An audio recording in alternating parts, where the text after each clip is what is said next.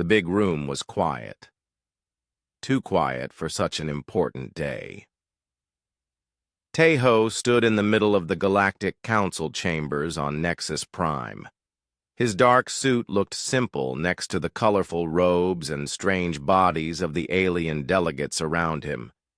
He was the last human ambassador to speak here, 300 years. That was how long humans had been part of this galactic community. 300 years of sharing technology, culture, and protection with dozens of alien species. 300 years of trying to fit in, trying to be good neighbors in a galaxy that never really wanted them. Jiwoo sat in the visitor area above. She was a military officer, but today she wore civilian clothes. Her job was to watch and report, back to Earth. She had seen many council meetings, but this one felt different. The air was thick with tension and fear. The Velthari Primarch stood up. He was tall and thin, with blue skin that glowed softly in the chamber lights. His species had been the first to contact humans centuries ago. Back then, they seemed friendly and curious about the young race from the small planet called Earth. "The vote is complete," the Primarch said. His voice echoed in the large chamber. "By unanimous decision of all non-human members, humanity is no longer welcome in galactic space.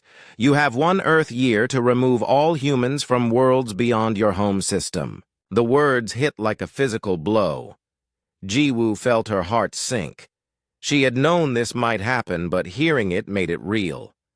Around the chamber, alien delegates looked pleased or relieved. Only a few seemed uncomfortable with the decision. Tejo did not move for a long moment. Then he stepped forward. "May I ask why? What have humans done wrong?" The Kreeth delegate made a clicking sound. The insect-like alien was covered in shiny black shells. "Your species grows too fast. You want too much. In 300 years, you have taken more worlds than most species take in 1,000. We have never taken worlds by force," Tejo replied calmly. "Every human colony was established on empty worlds or with permission from local governments." "That is true," said the Aquarian representative. Her blue-green skin looked wet under the lights. "But your military is too strong. Your ships are too advanced. Other species fear you." Dayun stood up from her seat with the human delegation. She was the head of the Human Research Collective. "We have shared our technology freely. Our medical advances have saved millions of lives across dozens of species. Our defensive weapons have protected trade routes from pirates and raiders." "Yes," the Primarch agreed. "And that is part of the problem. You advance too quickly. Your technology grows faster than your wisdom. Other species need centuries to develop what you create in decades." Tejo looked around the chamber. "So you exile us because we learn fast? Because we adapt? Because we try to help?" The Zephyrian delegate spoke through his translation device. "You do not understand limits. When the Mordak Syndicate attacked the Outer Rim, human forces destroyed them completely. Not just defeated them, destroyed them." "They were slavers and murderers," Jiwoo whispered to herself. She remembered that campaign. The Mordak had enslaved entire planets, sold children as workers, and killed anyone who resisted. The human fleet had given them one chance to surrender. When they refused, the humans ended them forever. "Violence comes too easily to your species," the Velthari Primarch continued. "You call it protection. Others call it conquest." Da'un stepped forward again. "If we are so dangerous, why wait for us to leave peacefully? Why not try to stop us by force?" The chamber fell silent.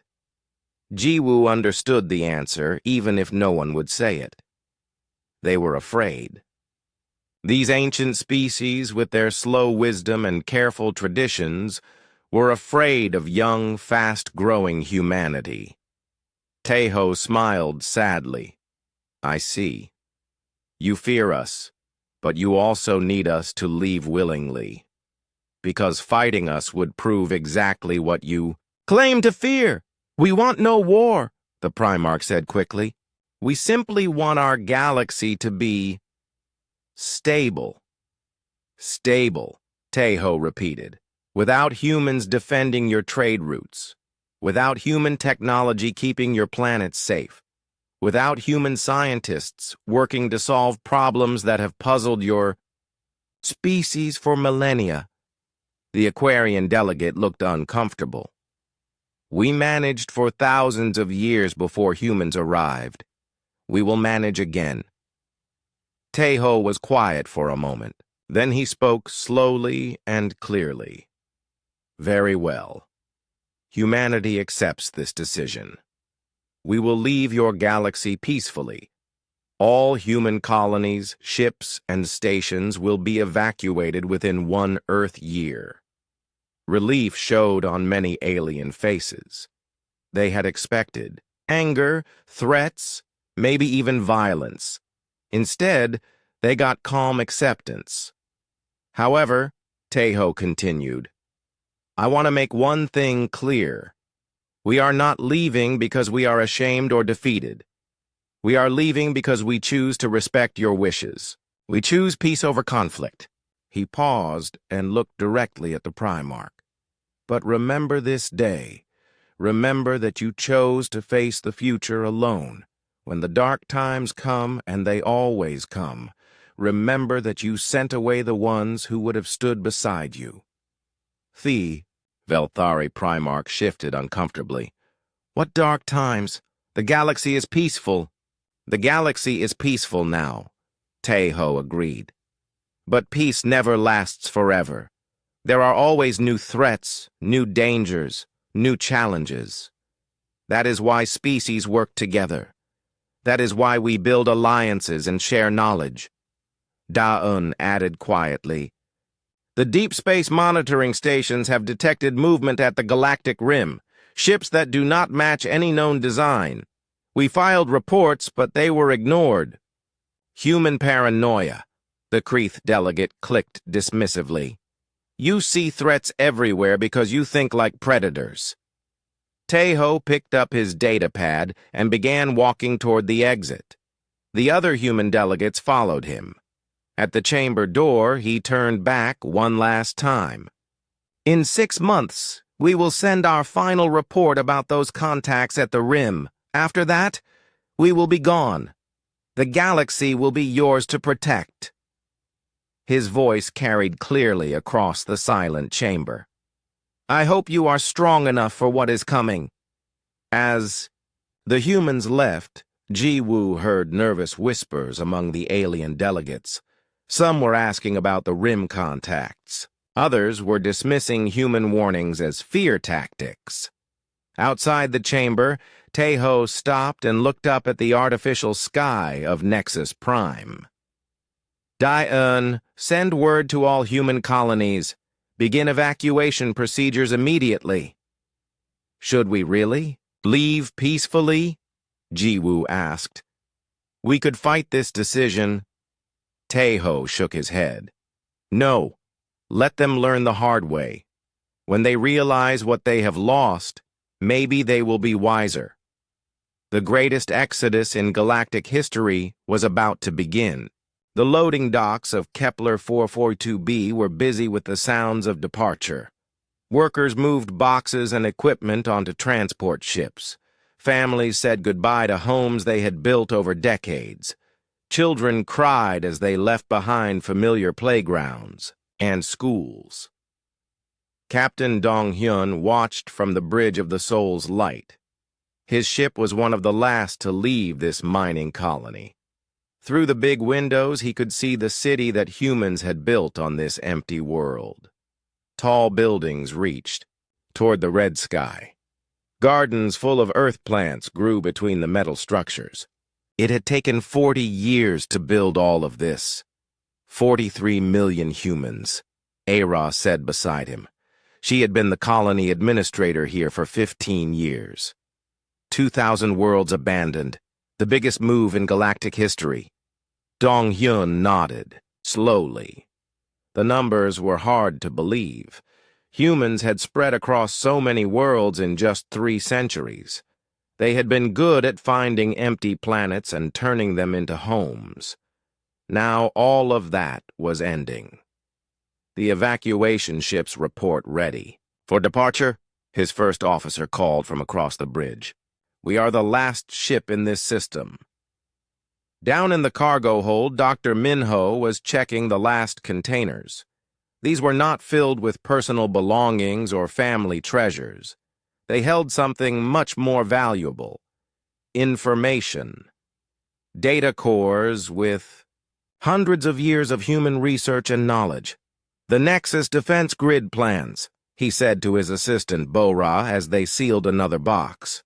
The quantum communication networks, the gravity wave technology. They will miss all of this when trouble comes. Bo-Ra looked worried.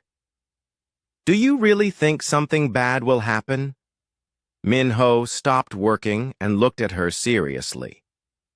The deep space stations detected the first scout ship 6 months ago, moving in from the edge of the galaxy. The Council would not listen to our reports. They said humans were just trying to scare them. Bo-Ra had worked with alien scientists for years.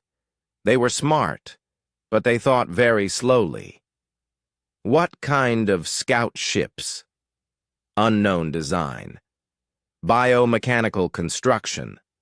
Quantum-resistant hulls. Minho closed the last container. Ships that eat other ships and learn from them. Ships we fought once before, 1,000 years ago. The Devourers, Bo-Ra whispered. She had read the old reports. Ancient enemy ships that came from outside the galaxy every 1,000 years. They consumed everything they found. Ships, stations, planets, people. Captain Dong-hyun's voice came over the ship speakers.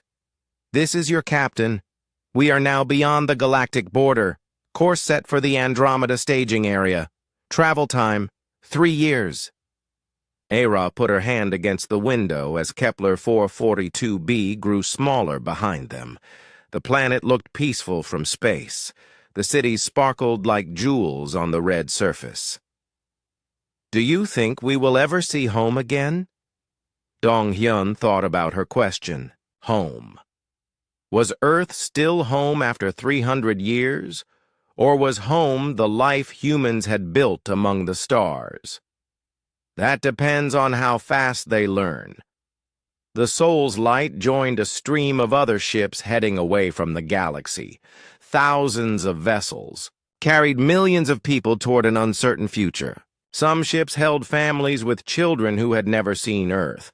Other ships carried scientists and soldiers who remembered the old warnings about ancient enemies. Behind them, the galaxy continued its normal business. Trade ships moved between star systems. Alien colonies grew slowly on their ancient worlds.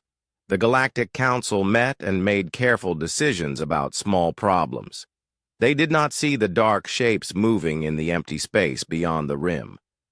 Scout ships with hulls that looked like living tissue. Ships that watched and learned and sent signals to something much larger, waiting in the darkness between galaxies. On the human flagship Busan Rising, Admiral Jae-sung studied reports from the evacuation fleet. His staff officers, Soo-jin and Kyung-ho, worked at nearby stations. All colonies evacuated, Soo-jin reported. Total population relocated, 43.7 million. No major incidents. The aliens did not try to stop anyone? Jae-sung asked. No, sir. A few alien governors asked humans to stay, but the council order was clear. All humans must leave galactic space. Kyung-ho looked up from his console. Admiral, we are receiving the final deep space monitoring report. Jae-sung read the data carefully. The scout ships were moving faster now. More of them appeared each day. They were studying galactic defense patterns and communication networks. How long before the main force arrives? Based on historical patterns, 18 to 24 months, Kyung-ho answered. And how long before the council believes our warnings? Soo-jin smiled grimly. About 10 minutes after the first attack. Jae-sung looked at the star maps showing the galaxy they were leaving behind. Millions of alien lives continued in peace, not knowing what was coming. Send the final warning to all human contacts still in galactic space. Tell them to be ready. 3 months into their journey, the human fleet reached the first staging area outside the galaxy. Here, in the empty space between star groups, construction. Ships began building new bases, not homes. Humans would not give up on their real homes that easily. These were temporary stations where they could wait and prepare. Dr. Chan Woo worked in his laboratory aboard the research ship Daegu's Pride. He was studying samples taken from old Devourer wrecks found on distant worlds. The enemy had left traces of their technology behind after past invasions. They adapt, he explained to his team. Every weapon used against them becomes part of their knowledge. Every defense they encounter makes them stronger. His assistant, Dr. Hee-young, looked at the analysis results. So conventional weapons will not work? The galaxy has been using the same basic technology for thousands of years. Plasma weapons, particle beams, kinetic missiles. The Devourers have seen all of it before. Chan Woo pointed to the molecular scans. But we have developed new things in the last 300 years. Quantum disintegration, gravity manipulation, technologies that did not exist during the last invasion. Will it be enough? Chan Woo was honest. Maybe. If we can get back in time. If the galaxy will accept our help. If pride does not kill them all before they admit they need us. Back on the Soul's Light, A-Ra was helping families settle into temporary quarters. The ship was crowded but not uncomfortable. Humans were good at making the best of difficult situations. A young girl named So-min asked her, "Why did the aliens make us leave? We were nice to them." A-Ra knelt down to the child's level. Sometimes people are afraid of things they do not understand. Humans are different from other species. We grow fast and learn fast. That scared them. Will we go back someday? A-Ra looked out at the stars ahead of them. Somewhere in the darkness, ancient enemies were waking up. Somewhere behind them, the galaxy continued its peaceful existence. Yes, she said finally. When they need us, we will go back. The great exodus continued. 43 million humans traveling through the void between galaxies. They carried with them the knowledge and technology of 3 centuries among the stars. They carried hope for a future reunion with the species that had rejected them. But they also carried weapons and warning systems.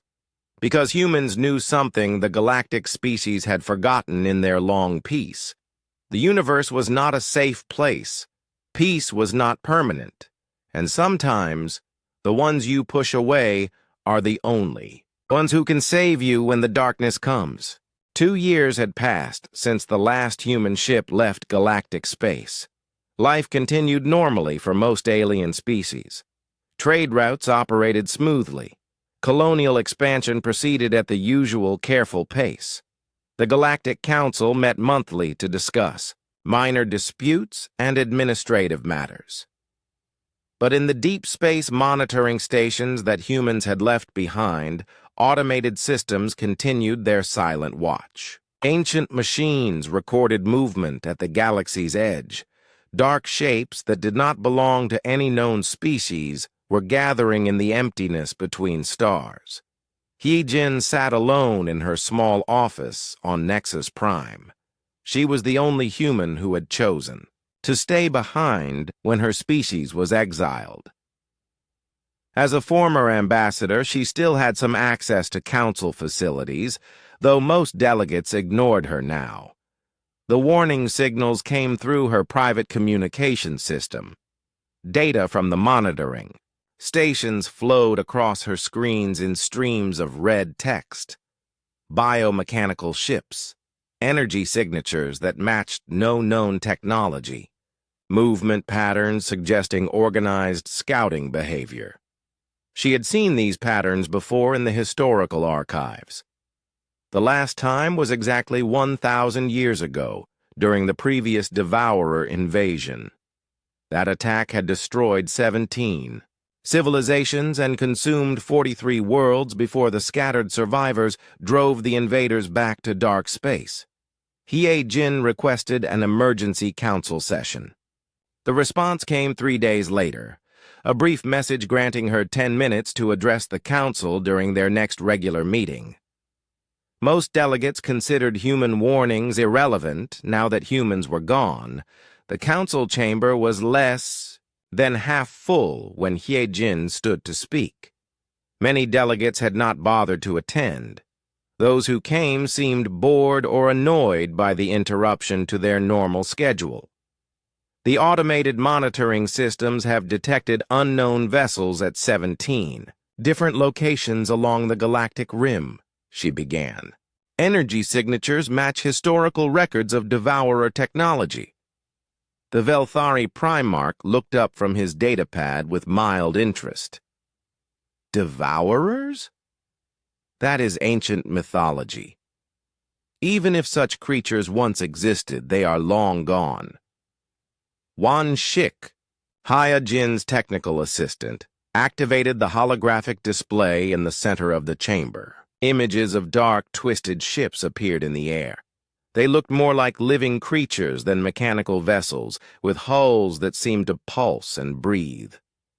These are current scans from monitoring station Delta 7, Wan Shik explained. The ships show biomechanical construction, quantum-resistant armor, and adaptive technology. They match Devourer specifications from the historical database. The Kreeth delegate made his dismissive clicking sound. Human paranoia. You see threats in every shadow because your species thinks like predators. Hee-Jin tried to keep her voice calm. Our projections show the first wave will hit rim worlds in approximately 8 months. Without proper preparation, without the defense technologies that humans developed. Enough, the Primarch interrupted.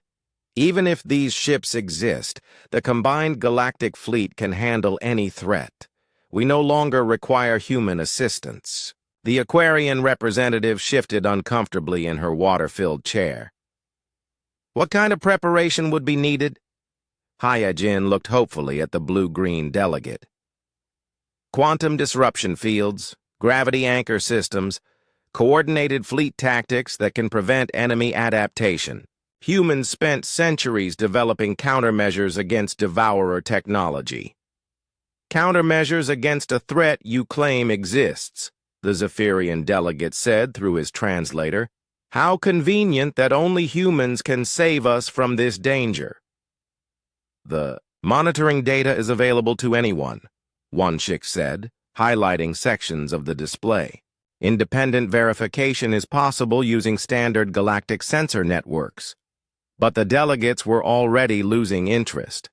The session continued for only 6 more minutes before the Primarch called for normal business to resume. Hee-Jin's warnings were noted in the official record and then forgotten. That evening, Hee-Jin sent her report to the human Exodus fleet. The message traveled for months through quantum communication relays, reaching the staging areas where 43 million humans waited in the space between galaxies. Admiral Jae Sung received the transmission aboard his flagship, the Busan Rising. He read Hee-Jin's words twice before calling his senior staff to a meeting. Package delivered. Message ignored. Recommend implementation Protocol 7. He read aloud to the assembled officers. Sujin looked grim. Protocol 7. Full preparation. For return engagement. The Council really will not listen? Asked Kyung-ho. They think we are lying, Jae-sung said. They believe this is some kind of human trick to force our way back into galactic space.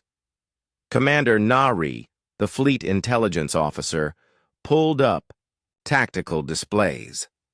Our scouts report Devourer main force movement approximately 14 months out. The rim worlds will fall first, then the outer colonies, then the core systems. How long can the galaxy hold without our help? Asked Captain So Young from the assault carrier Daegu's Fury. Best case scenario, with perfect coordination and no tactical mistakes? 6 months after initial contact, Nari answered. Realistic scenario? 3 months. Jae-sung studied the star charts showing both human positions and galactic space. Begin Phase 2. All listening posts to active scanning. Accelerate weapons testing. When the attack begins, we need to be ready to move immediately. The months passed slowly. In galactic space, life continued peacefully. Some rim world governors reported strange sensor readings, but these reports were filed away and forgotten. The Council was more concerned with trade disputes and territorial negotiations than with ancient legends about galaxy-eating monsters. Dr. Chan Wu worked frantically in his research laboratory, developing new weapons systems. His team had made breakthroughs in quantum disintegration technology, weapons that could delete matter at the subatomic level rather than simply destroying it. The beauty of quantum disintegration, he explained to Dr. Hee Young, is that there is nothing for the Devourers to adapt to. You cannot adapt to having your atoms removed from existence. Will we have enough weapons ready in time? We will have prototypes. Field testing will have to happen during actual combat, Chan Wu admitted. But it should be enough to make a difference. In the staging areas, human engineers worked around the clock building new ships. These were not exploration vessels or research platforms. They were warships designed specifically to fight an enemy that learned and adapted from every battle. The new dreadnought Incheon's Vengeance was the largest ship humans had ever built. Its quantum cannon could delete entire sections of enemy vessels. Its gravity anchors could lock hostile ships in place, preventing their escape. Its adaptive armor could resist the biomechanical weapons that Devourers used. Captain Yu Jin inspected the weapon systems personally. These ships are built for one purpose, she told her crew, to fight an enemy that conventional weapons cannot stop. Back on Nexus Prime, Hae-jin continued monitoring the situation. The automated warning systems were screaming alerts that no one read. Devourer scout ships had penetrated deep into galactic space, studying defense networks and identifying target priorities. She sent one final message to the human fleet. First contact estimated in 36 days. Primary targets identified as rim industrial systems and military bases. Galaxy remains unprepared. Council refuses all warnings. Won-shik looked up from his sensor displays. Should we try one more time to warn them? Hye-jin shook her head sadly. They have made their choice. Pride is more important to them than survival. When the attack comes, they will understand too late. Admiral Jae-sung read her final report with mixed feelings. Part of him was angry at the alien species for their stubbornness. Part of him was sad for the suffering that was coming. But part of him understood that sometimes people had to learn painful lessons before they could grow wiser. All ships to battle readiness, he ordered. Begin final preparations for return to galactic space. The human fleet began moving through the darkness between galaxies. 43 million people traveling back toward the home they had been forced to abandon. They carried new weapons, new ships, and new determination. Behind them, in the deep space beyond the galactic rim, something vast and hungry was also moving. Ancient biomechanical hive ships that had slept for 1,000 years were awakening. The Devourers had returned to feed on the civilizations of the galaxy.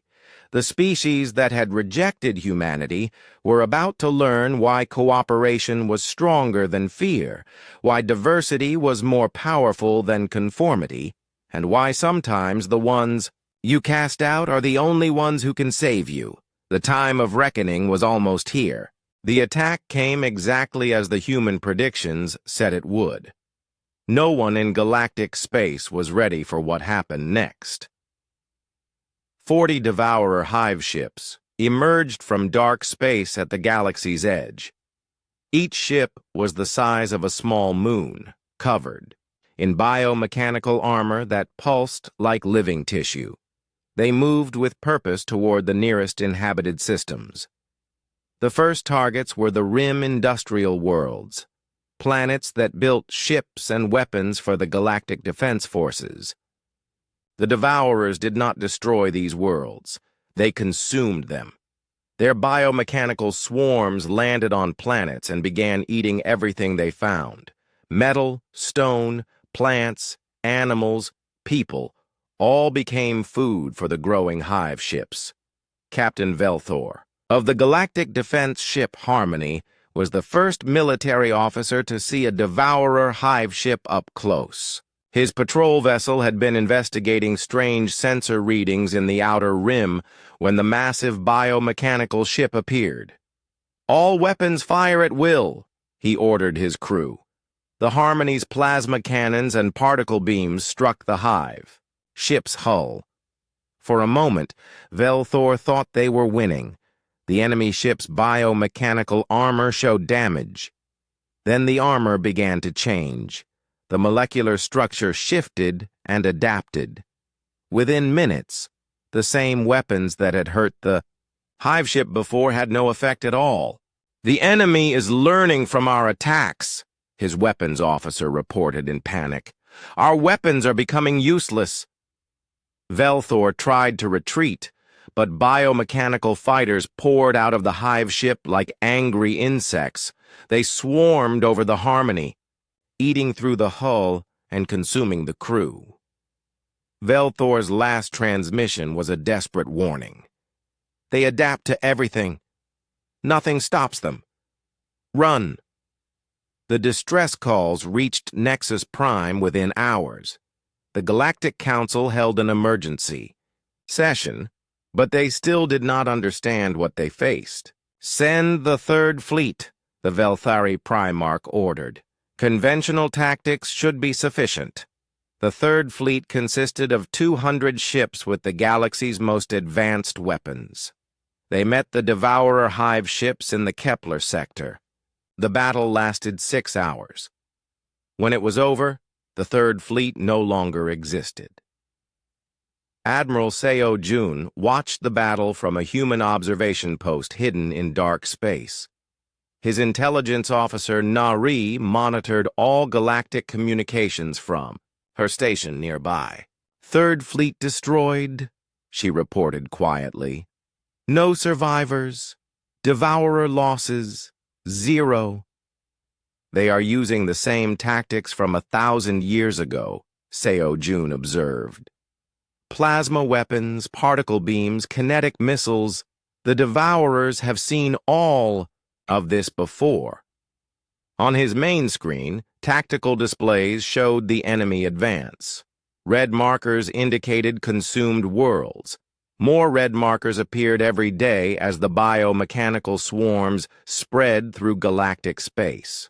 "Velthari home system under siege." Nari continued reading the intercepts. "Kreeth colonies on the outer rim completely consumed. Zephyrian Defense Force requesting immediate assistance. The communications channels were full of panic now. Alien species that had lived in peace for centuries suddenly faced an enemy they could not understand or fight. Their weapons were useless, their tactics were outdated, their pride was becoming their destruction. Dr. Chan Wu studied the battle data from his laboratory aboard the human research vessel. The Devourer adaptation rate is accelerating, he told his assistants. They are incorporating captured galactic technology into their biomechanical systems. How much faster? Asked Dr. He Young. Adaptation time has decreased from hours to minutes. Soon it will be seconds. Chan Wu highlighted sections of his analysis. Without quantum disruption fields to prevent molecular learning, conventional A, resistance is impossible. The galaxy had perhaps 6 months to live, maybe less. On Nexus Prime, the few remaining galactic leaders held desperate meetings. The Aquarian Primarch Gelthara sent the first official request for human assistance. "This is Primarch Gelthara to any human vessels," the message said. "We formally request immediate assistance under the Mutual Defense Protocols." Hayajin received the transmission in her small office. She looked at Wanshik, who was monitoring dozens of distress calls from across the galaxy. The Mutual Defense Protocols were canceled when they exiled humanity, she reminded him. "I know," he said quietly. "Should we tell them that?" Hayajin composed the response personally. She wanted the words to be clear and unmistakable. "Humanity is no longer part of galactic civilization. As you requested, we face our separate destinies apart. Good luck." The response was transmitted on all frequencies. Across the galaxy, alien leaders who had voted to exile humanity now faced the consequences of their decision. They had wanted to be alone. Now they were alone with an enemy they could not defeat. More requests for help flooded the communication channels. Some were formal diplomatic messages, others were desperate pleas from dying worlds. All received the same response. Humanity was no longer part of galactic space. The Kreeth delegate sent a personal message to Hyejin. "We were wrong. We admit our mistake. Please, billions of lives are at stake." "Yes," Hyejin replied. "Billions of lives that voted to exile the species that could save them." Admiral Seo Jun continued monitoring the galactic collapse from his hidden observation post. The human fleet was still months away from galactic space, moving carefully, through the dark between stars. "Nexus Prime is now under direct attack," Nari reported. "Multiple hive ships approaching the capital system. How long can the planet hold?" "Based on current defensive capabilities, maybe 48 hours. Seo Jun studied the tactical displays. Nexus Prime was the heart of galactic civilization. If it fell, organized resistance would collapse completely. Individual species would retreat to their home systems and wait to die alone. "Signal the fleet," he ordered. "Increase speed to maximum. Begin combat preparations." Captain So Young received the orders aboard her assault carrier Daegu's Fury. Her ship was one of the new designs, built specifically to fight devourers. "All hands, this is the captain. We are accelerating to emergency speed. Combat operations will begin within days." In the engineering sections, human technicians made final preparations on the quantum disintegration weapons. These were prototype systems that had never been tested in real combat. They worked by deleting matter at the subatomic level, removing atoms from existence rather than just breaking them apart. "The theory is sound," Dr. Chan Wu had explained. "You cannot adapt to having your molecular structure erased from reality." But theory and practice were different things. The first real test would come in battle against an enemy that learned from every attack. On Nexus Prime, the planetary defenses were failing. Biomechanical swarms covered the outer moons, consuming everything they found. The great shield generators that protected the capital world flickered under the assault of weapons that grew stronger with each attack. In the underground emergency bunkers, Primarch Velthani composed what might be the last official message from galactic civilization. Hyojin helped translate it into Old Earth Korean, a gesture of respect for the species they had wronged. To the human Exodus fleet, wherever you may be, the message began. We were wrong. Our pride blinded us to the wisdom you offered. We formally request, no, we beg for your return. The galaxy is dying and we cannot save it alone. The message was transmitted on every frequency, using every communication system that still functioned.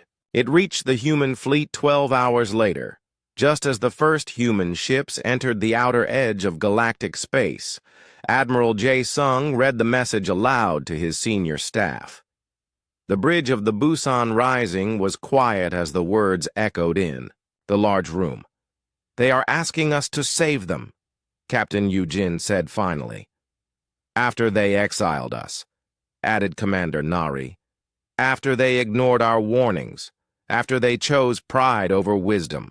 Jae-sung looked at the star charts showing the galaxy ahead of them. Red markers indicated worlds already consumed by the Devourers. More markers appeared every hour as the biomechanical swarms spread. Prepare a response, he ordered. All frequencies, maximum transmission power. The reply that followed would be remembered by every species in the galaxy for centuries to come. Admiral Jae-sung's image appeared on communication screens across dozens of star systems. People of the galactic community, he began. You chose to exile us. You chose to ignore our warnings. You chose pride over wisdom. We told you this day would come. Behind him, the lights of the human fleet stretched to the horizon. Hundreds of ships built with 3 years of unlimited human innovation and determination. Warships designed specifically to fight an enemy that conventional weapons could not stop. But we are still human, Jae-sung continued. And humans do not abandon those in need, even those who abandoned us. The human fleet dropped out of hyperspace around Nexus Prime just as the Devourer biomechanical swarms broke through the planetary shields. The timing was perfect, or perhaps it was planned that way. Captain So Young stood on the bridge of the assault carrier Daegu's Fury as her ship emerged from the dark between stars. Through the main viewport, she could see the capital world of galactic civilization burning. Biomechanical creatures the size of city blocks crawled across the planet's surface, consuming everything they touched. All ships, this is Admiral Jae-sung, came the voice over the fleet communication system. Begin Operation Homecoming. Target the hive ships first, protect the planet second, save the people third. The massive dreadnought Inchen's Vengeance took point position. Captain Yujin watched her targeting systems lock onto the nearest Devourer hive ship. The biomechanical monster was 3 times larger than her vessel, covered in pulsing organic armor that had adapted to resist every known galactic weapon. Quantum disintegration cannons charged and ready, her weapons officer reported. Fire! Yujin ordered simply. The quantum cannon fired a beam of pure annihilation. Where it touched the hive ship's hull, matter simply ceased to exist. Not destroyed, not broken apart, but completely removed from reality at the atomic level. The Devourer. Ship tried to adapt. Its biomechanical systems frantically analyzed the attack, searching for a way to counter it. But there was nothing to counter. You cannot adapt to having your molecules deleted from existence. A massive hole appeared in the hive ship's side. Biomechanical fluids poured out into space like alien blood. The creature ship writhed in pain and confusion as sections of its hull continued to vanish. "Direct hit," the weapons officer reported with satisfaction. "Enemy vessel is unable to adapt to quantum disintegration." Across the battle zone, other human ships opened fire with similar weapons. Gravity anchor systems locked the massive hive ships in place, preventing them from escaping. Adaptive armor protected human vessels from biomechanical counterattacks. The Devourers had never faced technology like this. For 1,000 years, they had fought species that used plasma and particle weapons. They had learned to counter every conventional attack, but quantum disintegration was beyond their ability to understand or resist. Yu Jin coordinated the fleet's assault from her command center. Gravitational anchors deployed on all enemy vessels. They cannot retreat. All ships commence synchronized attack pattern.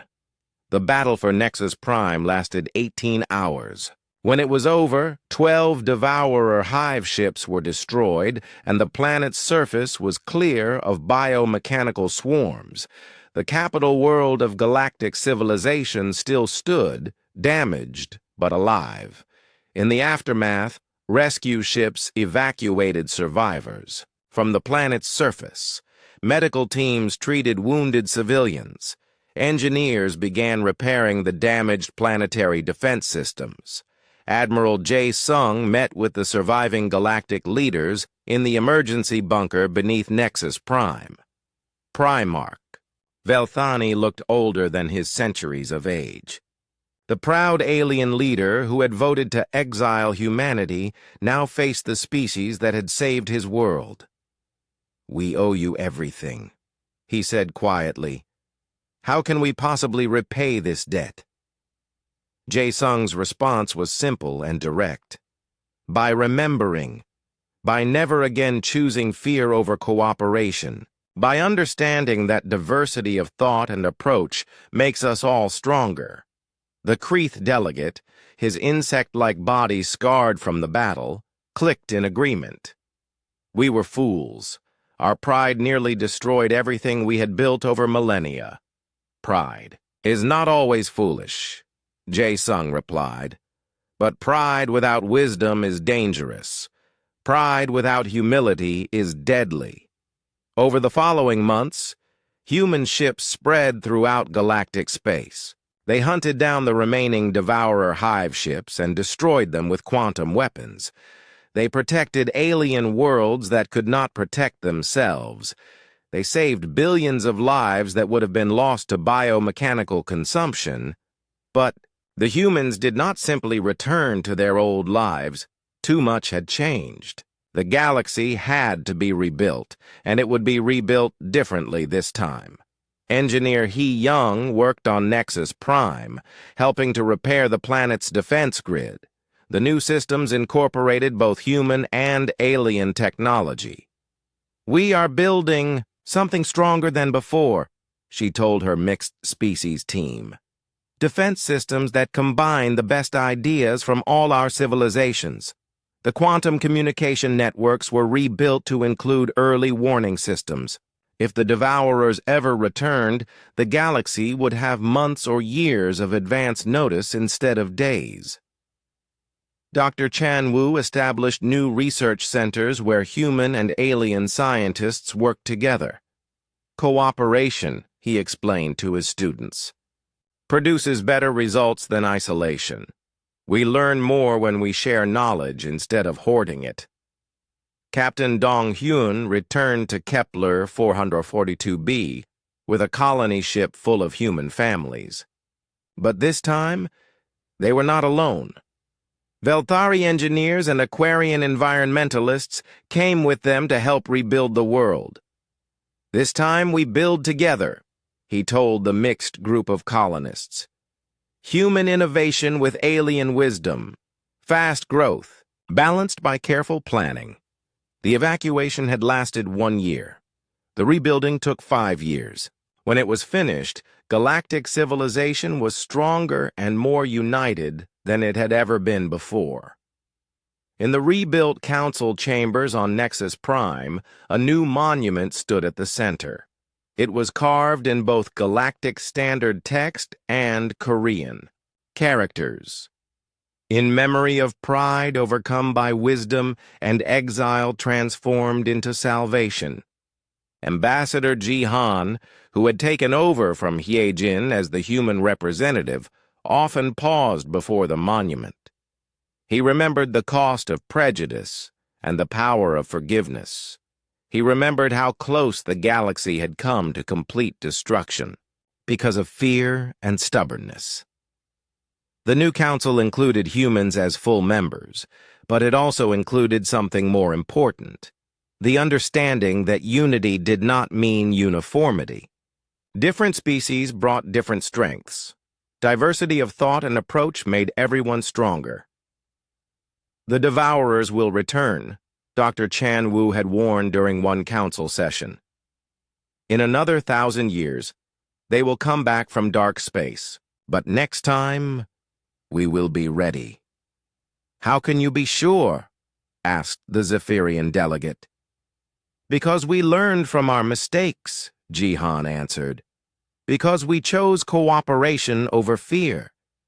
Because we understand now that the things that make us different are also the things that make us strong. Years passed. The galaxy prospered under its new united government. Trade flourished between species that had once been suspicious of each other. Scientific discoveries accelerated when different approaches to research were combined. Children grew up learning the history of the Great Exile and the Devourer War. They learned about the price of prejudice and the value of cooperation.